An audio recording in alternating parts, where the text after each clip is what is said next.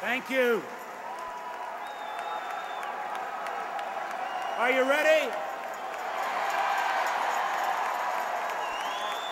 Hello, Virginia.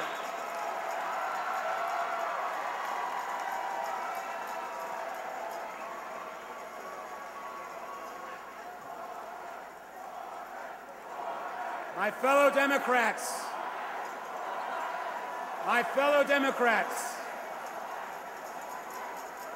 my fellow Democrats, my fellow Americans, the most important contest of our generation has begun. Not the campaign for the presidency, not the campaign for Congress, but the race for the future. And I believe, from the bottom of my heart, with the right vision and the right leadership and the energy and creativity of the American people, there is no nation that we can't out-hustle and out-compete, and no American need be left out or left behind.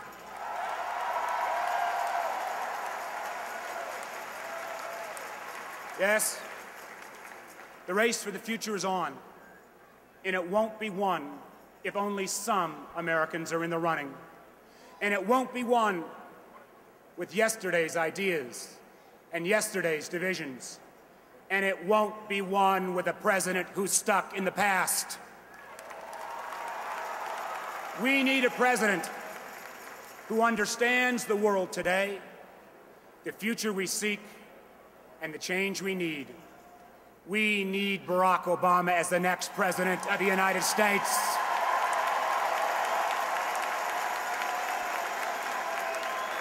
Now, I have a unique perspective on this race for the future. Like many of you, I'm the first in my family to graduate from college. It was made possible by supportive parents, great public schools, and since my folks didn't have the resources, thank goodness for the student loan program.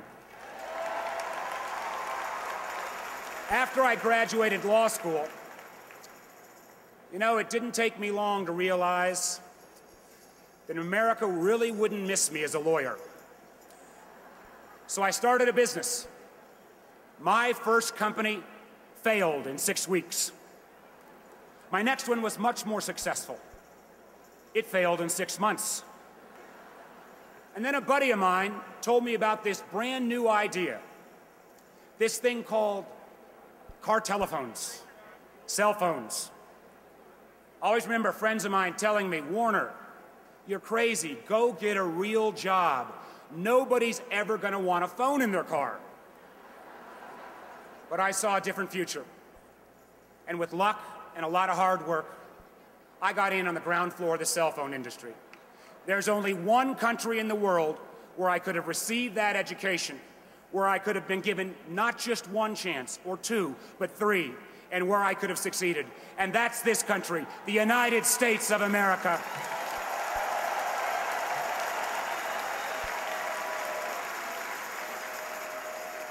At our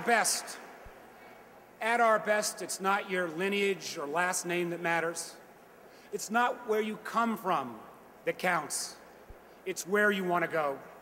In America, everyone should get a fair shot. Barack Obama understands this because he's lived it. And Barack Obama is running to restore that fair shot for every American.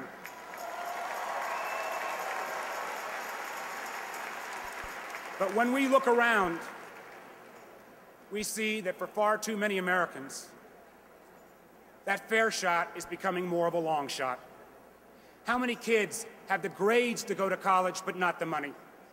How many families always thought their home would be their safest investment? How many of our soldiers come back from their second or third tour of duty, wondering if the education and health care benefits they were promised would actually be there? 2 wars, a warming planet, an energy policy that basically says, let's go borrow money from China so we can buy oil from countries that don't like us. How many people look at these things and wonder, what's the future hold for them? their children, their family, their country. How many in George Bush and John McCain's America? Far too many. Let's be fair. Some of these changes were inevitable, but all of them are more severe, more immediate, and more threatening because of the misguided policies and outdated thinking of this administration. You know, folks always ask me, what's my biggest criticism of President Bush? Now, I'm sure you've got your own, but here's mine. It's not just the policy differences. It's the fact that this president never tapped into our greatest resource, the character and resolve of the American people.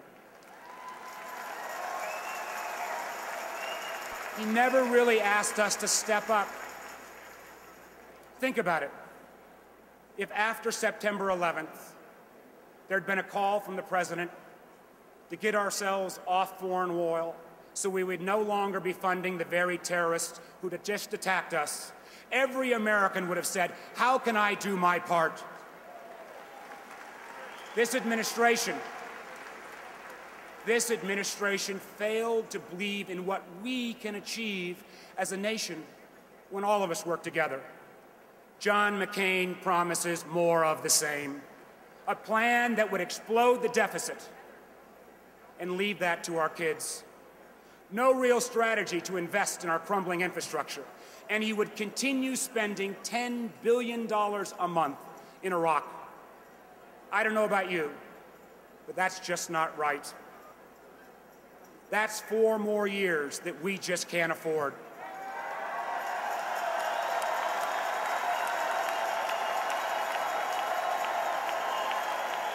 Barack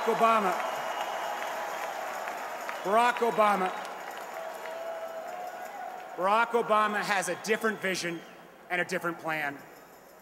Right now, at this critical moment in our history, we have one shot to get it right, and the status quo just won't cut it.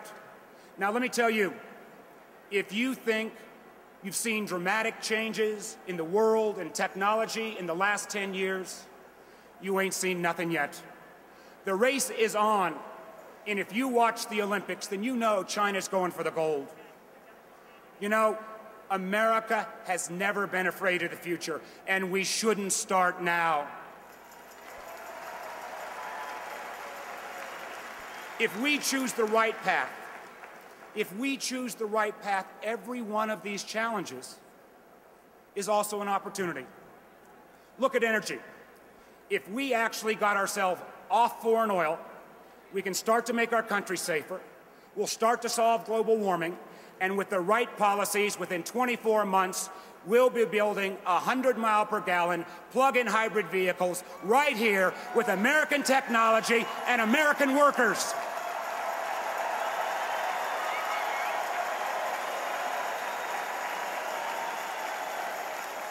Look at healthcare. If we bring down costs and actually cover everyone, not only will America be healthier, we'll be more competitive in the global economy. Just think about this. In just 4 months, we will have an administration that actually believes in science.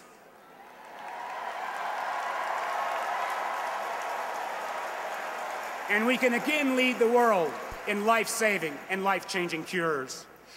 Think about education.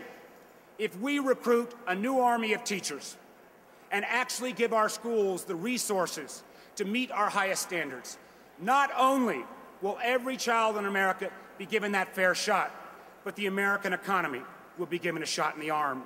And whether they want to be an engineer or an electrician, every kid will be trained for the jobs of the 21st century.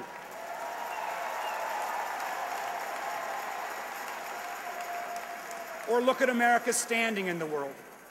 If we rebuild our military and rebuild our alliances, we can rally the world to defeat terrorism and restore America's leadership.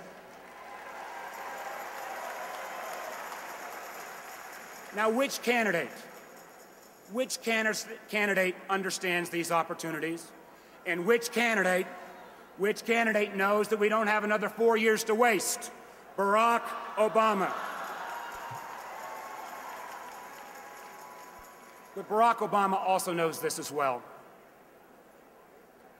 We need leaders who see our common ground as sacred ground.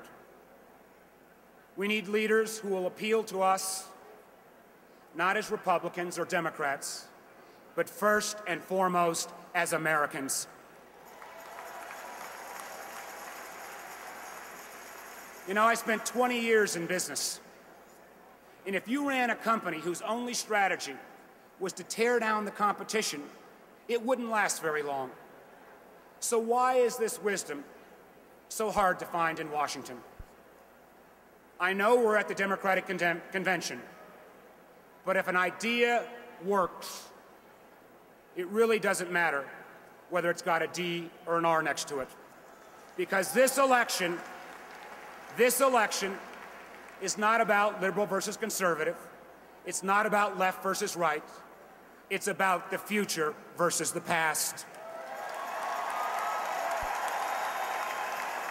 In this election, at this moment in our history, we know what the problems are. We know at this critical juncture, we only have one shot to get it right. And we know that these new times demand new thinking. We believe in success. We believe that everyone should have an opportunity to get ahead. And with that success comes a responsibility to make sure that others can follow. I think we're blessed to be Americans. But with that blessing comes an obligation to our neighbors and to our common good. So you give every child the tools they need to succeed. That means quality schools, access to health care, safe neighborhoods, not just because it's the right thing to do, of course it is, but because if those kids do better, we all do better. And it doesn't really matter. You can be soft-hearted or hard-headed. Both are going to lead you to the same place. We're all in this together. That's what this party believes. That's what this nation believes. That's what Barack Obama and Joe Biden believe.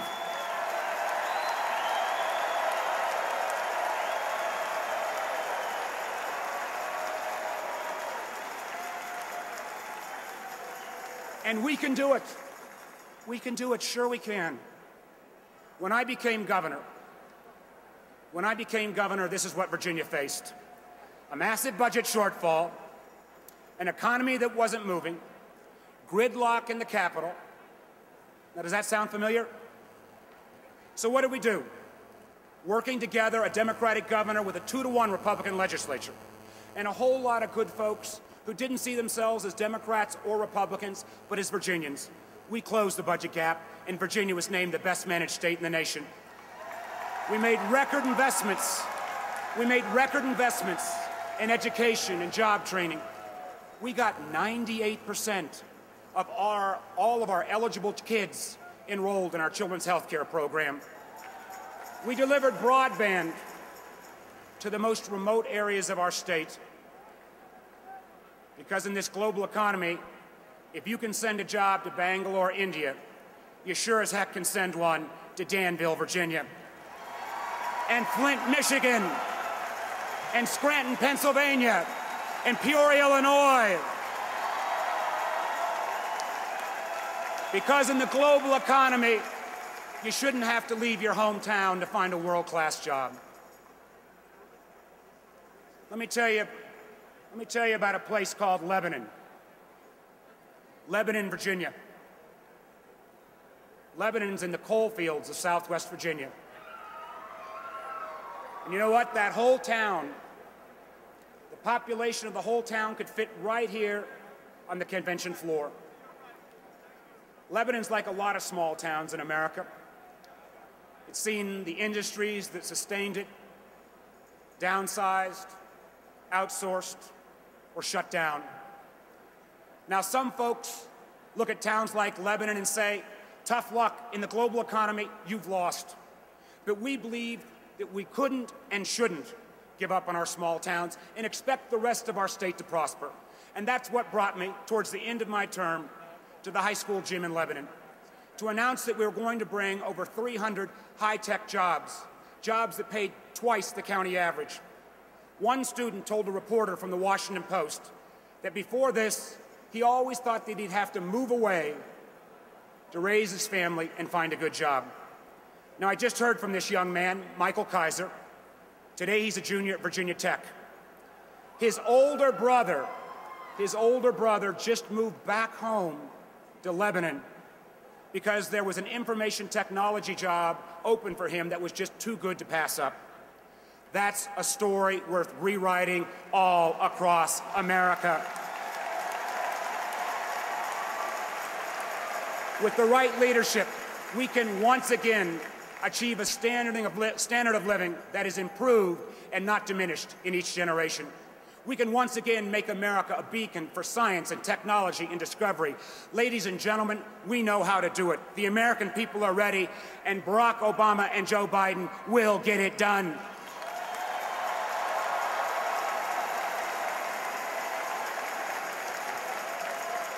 You know, as governor of Virginia,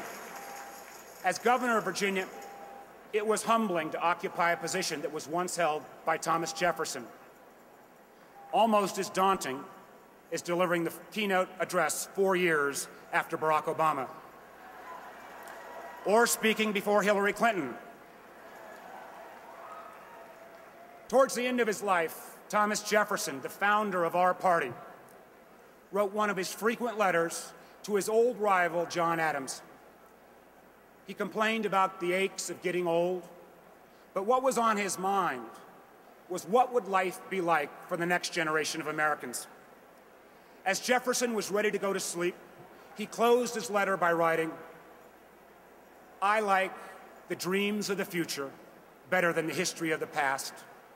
Jefferson got it right at the dawn of the 19th century, and it's our challenge to get it right at the dawn of the 21st. This race is all about the future, and that's why we must elect Barack Obama as our next president. Because the race for the future will be won when old partisanship gives way to new ideas, when we put solutions over stalemate, and when hope replaces fear. Tonight, looking out at all of you, and with a deep faith in the character and resolve of the American people, I am more confident than ever that we will win that race and make that future ours. Thank you, God bless you, and God bless the United States of America.